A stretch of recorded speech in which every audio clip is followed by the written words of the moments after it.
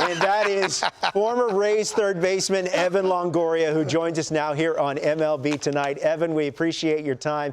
Happy New Year to you. How often do you get reminded of that home run? I mean, pretty much anybody who wants to talk to me about anything brings up, if they were alive at that time or if they were a fan of baseball, they bring up that night. Real quick, Evan, when you think about that team, I remember watching a documentary about that night.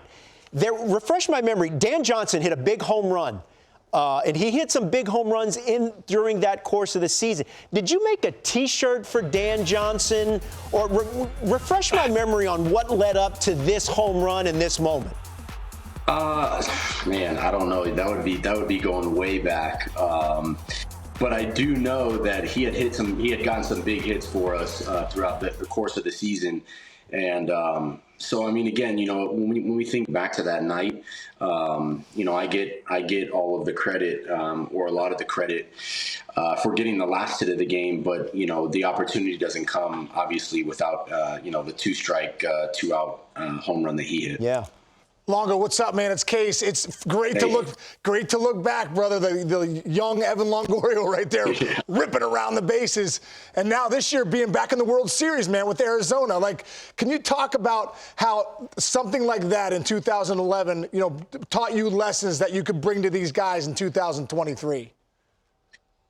Yeah, I mean, I think the biggest message that I brought, to that young group that we had this year was the importance and the just the ability to kind of soak in the moment and not take it for granted.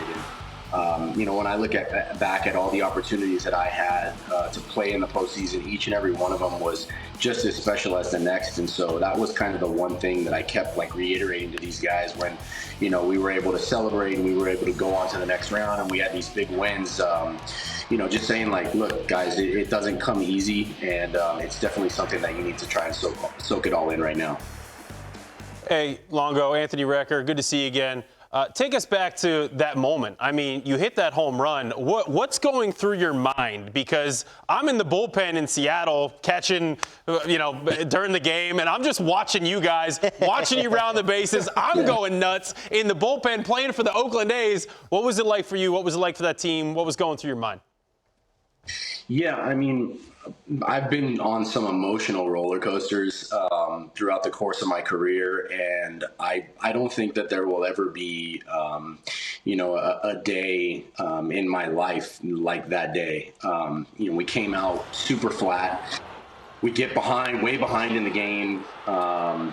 And then obviously we kind of claw our way back. We're thinking our season's over, four innings into the game. And then we find a way to fight back, put some runs on the board. We start to kind of feel that life in the stadium.